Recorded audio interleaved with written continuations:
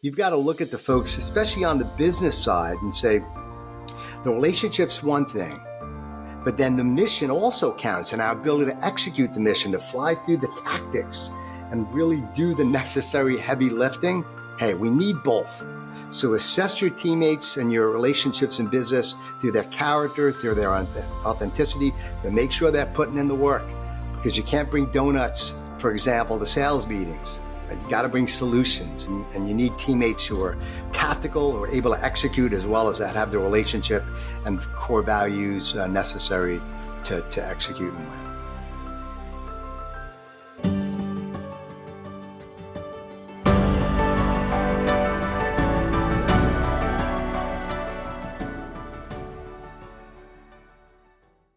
Am I ever excited to share with you this upcoming conversation with Lieutenant Colonel Waldo Waldman, an F-16 fighter pilot, retired, who discusses the key principles from his book, the New York Times bestseller Never Fly Solo, and how they apply to both fighter pilots and business leaders. Waldo emphasizes the importance of building relationships and trust, being vulnerable and admitting mistakes, and pushing oneself to fully commit to achieve success. He also highlights in this conversation the significance of preparation, asking for help, and having difficult conversations. We also look at Waldo's handwriting to see what it reveals about how he processes his emotions and whether he's more inward or outward looking when it comes to his day-to-day interactions. Hi, welcome to the Signature Leadership Show. I'm Jamie Mason Cohen, and I am honored to present our guest today, Lieutenant Colonel Waldo Waldman. He is a decorated fighter pilot, New York Times best-selling author, a Hall of Fame speaker. He has an MBA. He has a ton of corporate sales experience to boot. And today we're going to be focused on his book as a frame, Never Fly Solo. This book made me want to be a better speaker, a better trainer, a better parent. And I know just spending a few minutes with him, the value you're going to get, the inspiration that is going to come into your life will really be one of a kind.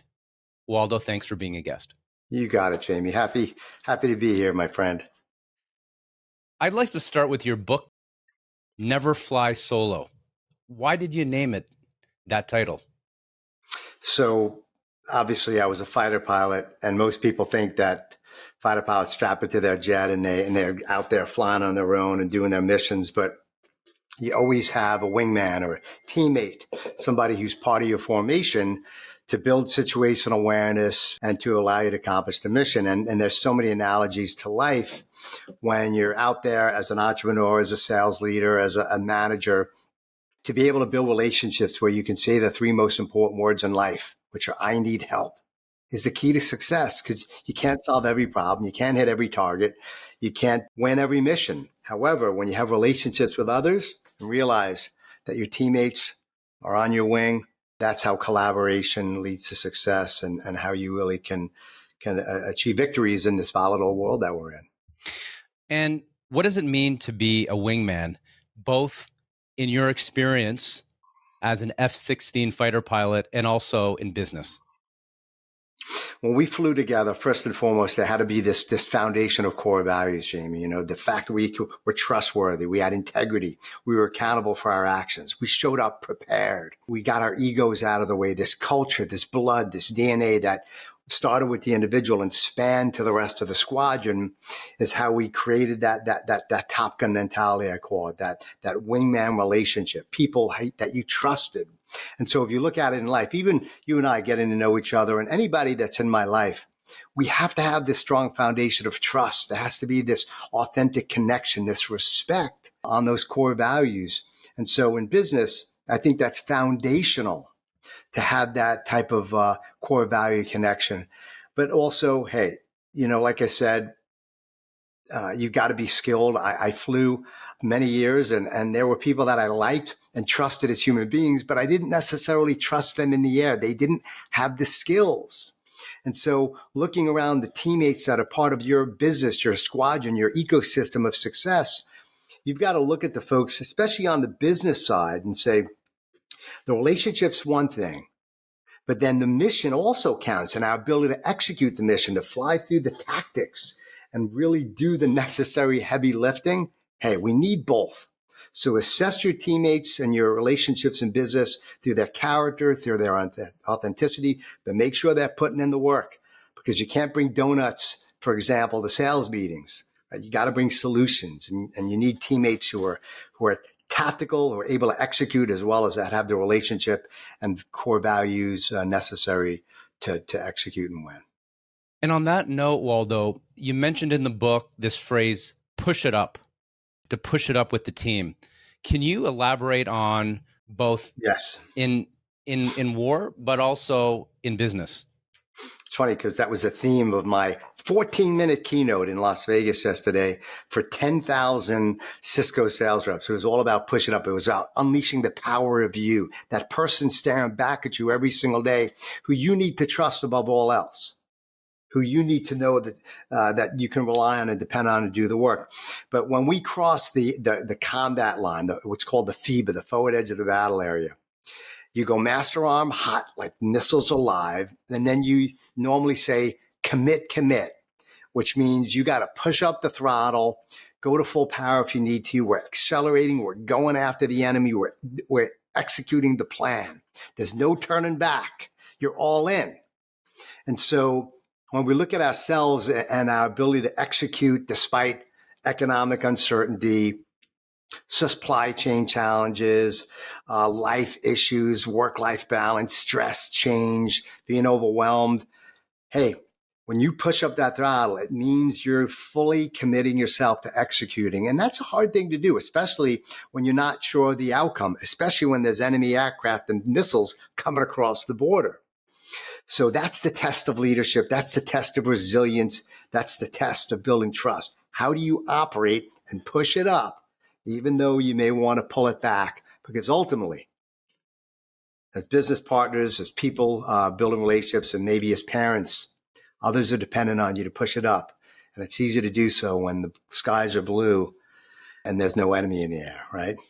Yeah. And on the point you just made about trust, one component of trust I was validated to see is vulnerability, is admitting you made a mistake, is apologizing, is if you're not 100% in integrity, it's owning up to that. What are you afraid of the most now?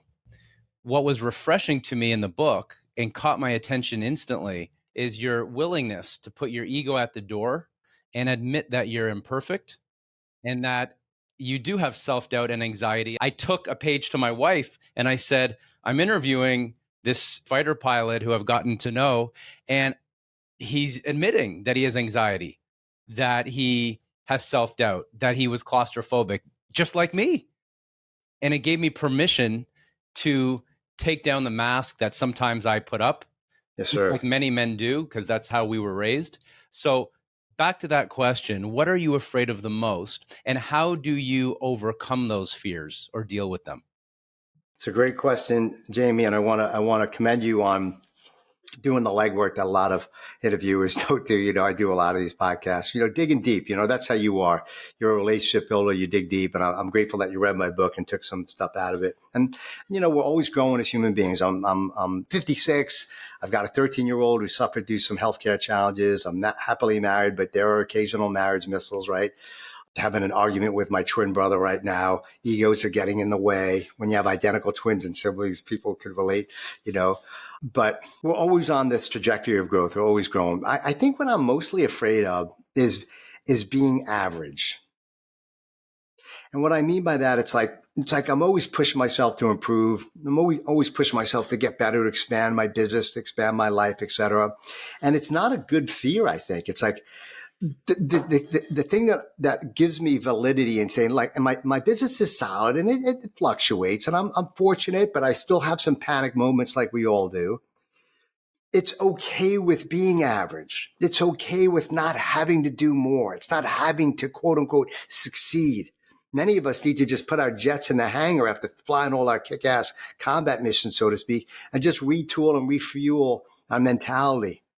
Tighten down the rivets, get into more self-love. I took up transcendental meditation recently. I'm doing yoga, doing things that I wouldn't have done a year or 5 years ago. But I know my life's changing. And so part of me is saying, okay, if I'm not going to, if I can't be extraordinary in the business world, say, and I think I'm relatively extraordinary in some ways and the average to mediocre to poor in others, can't be all things to all people. If I can look myself in the mirror and say, you know what, I'm working on myself, I'm helping others, I'm building relationships with people who have no interest in me other than building a friendship. Nobody's writing me a check. I coach a lot of speakers and people who've experienced claustrophobia and anxiety like I have, and I do it without pay. And so the universe understands. I think whatever your philosophy is on religion or how the world works and stuff, I believe in God, but I believe the universe, our energy, our spirit is connected, and there has to be resonance as opposed to dissonance. I want my life to be like this as opposed to like this. So my advice to the people listening is you should be evolving. I think that's our path in life, is to continuously grow, which involves discomfort, doing things differently, taking up your yoga practice, whatever that may be. And if you're doing that and showing up with care and compassion, then you're building an extraordinary life as a human that may take more precedence to building an average or potentially mediocre life in business. I love to do both, and we can and should, right? Why not? Because the more wealth and success we create, the more we can give. And so that's kind of like my logic for saying, you know what, I'm sleeping in today. I'm not going all out. I'm not going to crush myself and do a 14-hour day. Today, I'm spending more time with my family. Today, it's the day after my wife's birthday. I couldn't see her yesterday, so we got up early.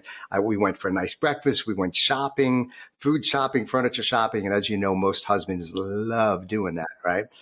And so, but I made her first.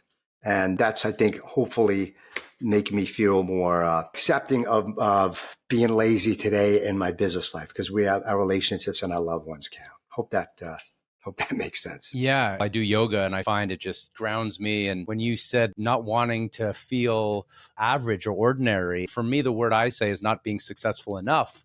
My wife says something good just happened. Celebrate that. You being vulnerable in that way is helpful for me. So I appreciate that. You got it. And the thing is, I think it's like there's a time to push it up and there's a time to pull it back.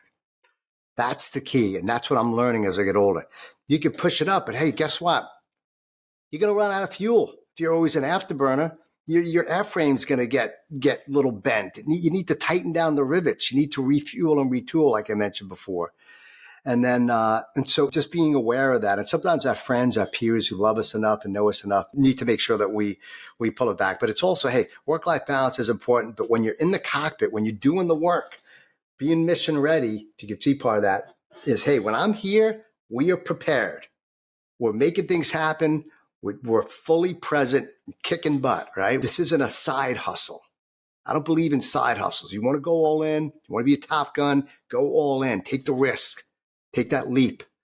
Too many folks today, I think, are trying to do these side hustles, mentally speaking in some way, and it just doesn't work. I believe it doesn't work, Yeah. And something you just mentioned there about preparation, and that's an idea in the book about the importance of preparation. Can you talk a little bit about what you think are a few of the key fundamental components of effective preparation, both in your career and in life? Well, I always like to say, wingmen never wing it. You can't fly by the seat of your pants. You can't lead a business or lead a sales team and make a cold call or do a social media post or lead an interview on a podcast by the seat of your pants. It takes due diligence. We have a saying in the military, the more you sweat in peace, the less you bleed in battle. And the winners and the top guns in life, I think, are the ones who are often doing the things behind the scenes. They just got a LinkedIn post, a LinkedIn message, and we all get them, right? And the person's like, hey, I see you're a such and such, or whatever. You're a leadership speaker. I see you're a coach. And one of them, I'm on the board of directors of a data center. I see you're a data center board member, blah, blah, blah. And I'm like, okay, great. I'm sure you're doing awesome at that. I'm like, yeah, loving it. I love what I do. And so the next email was this long dissertation selling me on their product. There's like a weight loss program. Maybe it's the universe showing up saying I need to lose a couple more pounds. But, when you're kind of lazy like that and you use automation or artificial intelligence, whatever those tools are, at the sacrifice of building a relationship and doing a little more due diligence, spending a little more time on the LinkedIn profile, on the website, looking for press releases, finding out a little bit more about your teammate, what's going on in their life, where do they want to push it up, what are their dreams, what are their fears, what are they waking up afraid of, what keeps you up at night isn't as important as what gets you out of bed. So this preparation piece happens on the business side, social media, sales calls, interviews, board meetings. But the preparation also needs to be connecting with people, realizing that every interaction is an opportunity for you to bake in that connection with the human being on the Zoom call, on a Teams call, or maybe that you're connecting with. So doing your due diligence, making sure you're relevant, leveraging the tools and technologies that you have. I showed you this cockpit, right? We all use, CRMs. I mean, I always joke, you think Salesforce is tough. Look at this plane, right? I mean, you really got a lot of things that you need to leverage. And now more than ever, with the tools that we have through artificial intelligence, the mechanisms at our disposal, even what you're using here on this podcast, the technology is a great wingman if you put in the time and learn it and go through the discomforts of change. So that's what I learned as a fighter pilot. And I'm very, very precise and anal retentive when it comes to leveraging the tools that are available to me. And I know I still have work to do. I'm a little bit hesitant to try new technologies. So it takes somebody like you or a guy like Ken Sky, who we both know, to say, hey, here's how you leverage this. And this goes back, my friends, to who do you know in your formation who is an expert in an area that you're not good at? Ask them for help and then pay it forward either by helping them in return or knowing that you're going to help others. So I always think part of success is asking with honor, i.e. taking with honor, knowing that Jamie's going to hook me up, man. He's going to help me in this area. Ken Sky is going to do this for me, but I'm taking with honor because I'm paying it forward and I'm giving my wings away in some aspect to somebody else who I can help with my expertise, with my advice, with my love and my encouragement. So ask away, take. We got to be takers in a good way. Don't feel bashful, and you'll have the confidence and courage to do it when you're paying it forward in all those other ways, Waldo, one thing you said there that stood out about the importance of getting, I think, a little more comfortable with asking for help. I might frame that as, how do you have a courageous conversation? And how do you have a conversation that gets you out of your comfort zone? And somewhere I read is that it's dangerous to stay in your comfort zone. Basically, yep. Basically. Or your comfort zone is your danger zone. Your comfort zone is your danger zone. So I interpret that as, if we're not having those difficult conversations that we need to, then we will never get deep. And to get deeper, we need to have deeper conversations, not just in business, but in life. Would you agree with that or not? 100%. I think the biggest conversation we often have to make is with ourselves. The Top Gun in front of the mirror, who we salute every morning, who we're asking to depend on, and say, what are you doing today to grow? Are you working on yourself, your health and fitness, your mindset? Are you knowing when to shut up? Are you knowing when to ask for help? Are you knowing when to say, I'm sorry? Or to see the weaknesses in your life? What is that? What is the scale telling you, or the pants getting tighter around your waist telling you? What are your relationships telling you, right? If they're not showing up the way you want. So this discomfort, and we've heard this before, but it's always about saying, I need to go through a little bit of pain. You work out, you do yoga, right? There's pain in that process. There's pain when you're doing some of these maneuvers, and you've got to go through that pain in order to experience the peace. And pain has to often come before the peace. And I also say it's you got to grind before you glide, right? You got to grind it out. You got to sharpen things down and sandpaper the stuff down before that railroad track is smooth, right? Before that instrument is precise. But rust and other things are going to take over. So we got to avoid the complacency aspect of our life. And complacency is what kills relationships and businesses and success. And so we always have to say, what am I doing to get better? I talked about, hey, maybe your business is doing well. Maybe you need to start working on your personal and professional life, or you're a couch potato too much and you're not creating enough disciplines in your life. So you need to go through the discomfort of getting in the office earlier, saying no to the Krispy Kreme donut, going for walks every day, reading the book, attending the seminar, investing in a great podcast like yours, and saying, what am I doing to create an environment and put in my ears and my hearts and my hands more tools? But here is the kicker. It goes back to never flying solo. It's you want those people out there to give you the advice, the examples in their personal, professional life, et cetera, who you can say, this is an example of how I want to be, what I could do. But to be able to say Mayday and to be able to say I need help and get information or advice or encouragement from somebody, you have to plant those seeds. You have to pick up the phone. You have to give them a referral, find a way to connect with them, appreciate who they are, whatever it is. And it's hard to do. But most people have their hand up in life, Jamie, looking for the person to coach them and help them, but they haven't done anything to build the relationship. And they're looking for a free ride in many ways. Or they also don't have their hand down helping others, lifting up those who are a rung or two down the ladder of life or experience or success, who they can be helping. And so it's important for us to do that. And that takes time. It takes discipline. It takes a level of discomfort. But we have blind spots when we're flying. We don't see the big picture.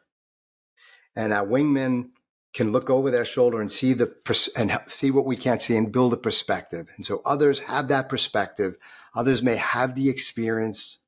So build those relationships with them, be willing to do the work, eat the frog, so to speak, and suffer well, because that discomfort is going to eventually, create more opportunities in your life, create more success. And then you'll wake up and say, man, I still got a ways to go, because there's a never ending horizon, right? It never ends. And we're always on this journey. We got to enjoy it while we can, but real performers are always looking for the next level of success. What I take away from that is add value first. You got it, bro. And it never stops, no matter what stage you're in. And in some ways, be the mentor or be the guide that you wish you had when you started out, whether it's a great coach, speaker, as chair of a business advisory board group. What is a Check Six environment? And if you're in a CEO business group, for example, not just a speaker, if you have a group of people who depend on you as a mentor or guide, how does a Check Six environment connect to that? Okay, it goes back to what I was talking about before. So Check Six means you got to look over your shoulder and see your most vulnerable position, which is normally behind you. In a fighter jet, you could see out front pretty easy, but the enemy is normally coming at your 6 o'clock where you don't see them. Missiles come in, enemy aircraft sneaking up. You also could be leaking fuel or on fire and not know it. However, the wingman or wingmam at your right 3 o'clock or left 9 o'clock, all they need to do is look over their shoulder. I'm not sure if you can see it on that limited screen, but when you look out your shoulder, you're going to see that you have a blind spot, and they can see that picture. So you check my 6, Jamie, I'll check yours. And now this collaborative aspect of mutual support is how we innovate, adapt to changes, and often grow, which is the ultimate outcome here. So it's always about perspective. And you, based on your experience, and me, based on my experience and my lifestyle and skills and strengths, have a certain, I'm pretty good here, here, and here. But I also have blind spots in my life that my wingmen can see, and that they can help give me feedback that I often may not want to hear, but need to hear. So if you're a CEO in an advisory group with amazing acumen on mergers and acquisitions, on financial analytics, on relationship building or partnerships, and somebody else has a strength that you don't have, now you've got to find out those folks through relationship building, through that giving value first, and say, all right, here's my weakness. Like, I got a 4.0 on my MBA only because I did a paper on social or corporate social responsibility. I did amazing paper, got an A+. My final was a C, and I can't remember, but I wound up squeaking out with an A barely, only because I'm a much better intellect and motivational psychology type of guy than amortization schedules and finances, right? I just hated finance. So you got to find your strengths outsource your weaknesses, build those relationships, and have the courage across the table on a board meeting or in your life to say, hey, I'm weak here. I need help. Be vulnerable. Take your mask off like you were mentioning before. And I think people will respect that because you can't be all things to all people. Self-awareness is key, but it's just as important to know I may not be self-aware, but so-and-so knows me. And maybe they need to tell me, hey, Waldo, you need to work on this a little bit better. And if they're not willing to piss you off or cause a little discomfort because they love you enough to do so, then they're not a wingman. Mm-hmm. My wingmen are going to be the ones to make the hair stand up on the back of my neck and maybe make the blood, leave my face because they told me what I needed to hear, hopefully with love and tact and kindness. But crucial conversations, difficult conversations can be the impetus to extreme change and growth. I like that. Yeah. If we don't get that feedback, it's hard to grow. At this moment, what I'd like to look at some of the strengths that might show up in your handwriting. Forensic handwriting analysis was used in the FBI for many years. And really what it is it's just when you look at the strokes on the page, you see certain patterns in the strokes. It's not mind reading. You're seeing things that show up. One thing is your handwriting, from what I can see, the handwriting looks straight up and down. That to me is a very rational, logical mind. That is someone who makes decisions based on objective thinking. But you see that in people who have to make decisions based on the facts and data in front of them with that straight up and down stroke. Now, you press hard in your writing, your signature. That's emotional depth. So you're someone who would forgive, but sometimes it's hard to forget because you have like still waters run deep, emotions that run deep. You might not always wear your emotions on your sleeve, but you feel things deeply. And only those who really know you know that. One other thing, just off a few seconds of looking at this, Waldo, is the writing is large and slants straight up or backward slightly. And that's in both your handwriting, which is who you are when no one's looking, and your signature, which is your public facing persona, because that's our, not our mask, but that's who we are, your authority in the world. I would call you a situational extrovert, which means in public, you are charismatic, you can be larger than life, you have this magnetic presence. Yet, who you are when no one's looking is you sometimes need time and space for yourself. And I would say you're more comfortable maybe with one person in conversation. You don't need to be around large groups of people all the time. And it's important for you to have your own space and time to unwind. Spot on that last one in particular. Everybody thinks, oh, Waldo, he's fun, he's gregarious, he's extreme extrovert. Man, I'm good in those situations, but I love my downtime. I think I'm more introverted than a lot of people make me out to be, and I definitely need to sanitize on my own and just sit down and refresh. And that's I very, very much agree with that. And the emotional piece, you're right. It's people who don't know me don't think of me as emotional. They think, oh, he's successful in this and that, but I have this other side that's very deep, and I probably think too much. Yeah, you feel deeply. I think that's what it is. You don't always show it, but you feel it. Yeah. So those are a few cry at things. movies when my wife doesn't know I'm crying. She doesn't even think. I'll cry it's funny. Yeah, I'm like on my child or whatever. Like I'll walk into the other room and I'll be like, it's like, yeah. That's exactly it. You might be stoic, but in your own space and time, you will feel things deeply. Yes, sir.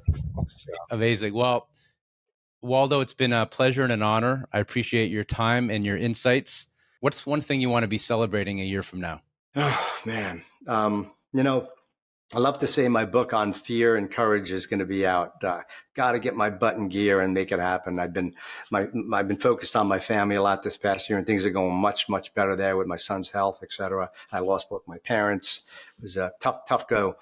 So yeah, having my book out in a year would really be a huge thing to celebrate for me. Waldo Waldman, thank you so much for being a guest. It's been an honor. Leadership. You got it, brother. Have a great weekend. Take care. Thank you. The key takeaways from this conversation with Waldo Waldman for me include the importance of building relationships and trust as a foundation to success in both personal and professional life, about being vulnerable and admitting mistakes, which is essential for growth and building strong connections.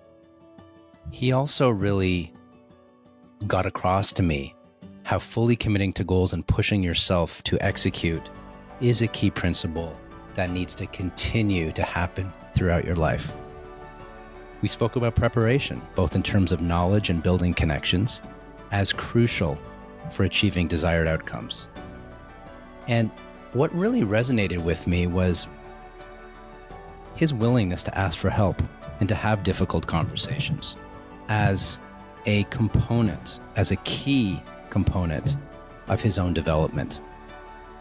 And then we looked at his handwriting and we saw that he's the kind of person who feels deeply even though he might not show it, and that even though people might think he's more of an extrovert, more outward looking because he's a speaker in front of thousands of people around the world, he's more of an introvert or more inward looking when no one's around. He needs that space to recharge. Thank you for listening.